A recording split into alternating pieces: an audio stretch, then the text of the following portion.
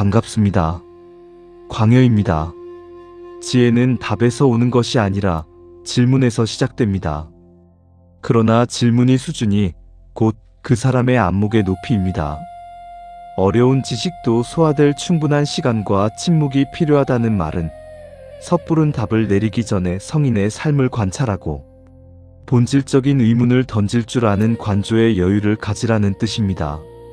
오늘 우리는 자금이라는 인물이 던진 날카로운 질문을 통해 성인이 세상을 마주하는 태도의 근원을 파헤쳐 보겠습니다. 먼저 질문의 대목을 정밀하게 강독하겠습니다. 자금이 문어자공활하시되 부자는 지어 시방해하사 필문기정하시나니 구지어와 어겨지어아. 이것은 자금이 자공에게 물어 말하기를 공자께서는 어느 나라에 이르시든 반드시 그 나라의 정사를 들으시니 이는 선생님이 구하신 것입니까? 아니면 군주가 바친 것입니까? 라고 해석됩니다.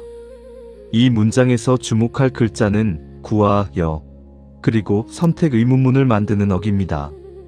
구할 구는 짐승의 가죽옷을 입고 탐하는 형상에서 유래했습니다. 밖으로 향하는 강한 의지와 욕구가 담겨 있습니다. 줄여는 한 사람이 한 사람에게 물건을 건네는 형상입니다. 여기서는 상대가 자발적으로 제공한다는 수동과 능동의 조화를 뜻합니다. 억자는 이 문장에서는 그렇지 않으면이라는 반전의 접속사로 쓰여 질문의 초점을 명확히 합니다. 자금의 질문은 예리합니다. 공자가 가는 곳마다 정사에 참여하게 되는 현상을 보고 그것이 권력에 대한 의지인지 아니면 인격에 의한 감화인지를 묻고 있는 것입니다. 지육선사는 논어점주에서 이들을 문자와 정사 정자를 신법으로 전환합니다. 선사는 공자가 나라의 정치를 들은 것을 단순히 정치적 자문으로 보지 않았습니다. 지육은 성인의 마음이 바르기에 그가 머무는 곳마다 만물의 질서가 바로 잡힌다고 보았습니다. 공자가 정사를 들으려 한 것이 아니라 공자의 청정한 기운이 그 나라에 닿으면 그 나라의 주인이 스스로 자신의 혼란을 바로잡고자 성인에게 지혜를 구걸하게 된다는 것입니다. 지육의 관점에서 보면 이 문장의 핵심은 구와 여를 넘어선 감흥에 있습니다. 마음의 거울이 맑으면 사물은 저절로 비치기를 청하는 법입니다. 수행자가 경계해야 할 가장 큰 병은 얻고자 하는 마음입니다. 유식학으로 볼 때 무언가를 억지로 구하는 행위는 제칠 말라식의 아집이 발동한 결과입니다. 내가 정치를 해서 세상을 바꾸겠다는 의지조차 때로는 유루의 업이 될 수 있습니다. 양명하게 치양지는 내가 세상을 바꾸는 것이 아니라 내 안의 양지를 온전히 실현했을 때 세상이 그 질서에 감응하여 스스로 바뀌는 것입니다.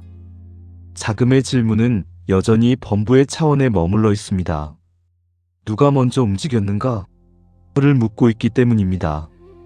그러나 성인의 경지는 구함과 주어짐이 하나로 합쳐진 전식득지의 상태입니다. 내가 곧 세상이며 세상이 곧 나인 경지에서는 구함과 얻음의 경계가 사라집니다. 여러분의 공부는 지금 어디를 향해 있습니까? 성인의 문장을 빌려 내 이름을 알리려는 그 마음은 지독한 지혜 정도의 몸짓일 뿐입니다. 지식을 구하는 자는 많으나 자신의 아래야식을 맑게 하여 지혜가 저절로 찾아오게 하는 자는 드뭅니다. 지육선사는 입으로만 돌을 묻는 것은 빈 그릇을 두드려 소리를 내는 것과 같다고 일갈했습니다. 내 안의 아집을 꺾지 못하면서 세상의 이치를 묻는 그 오만함, 그 증익집을 당장 던져버리십시오.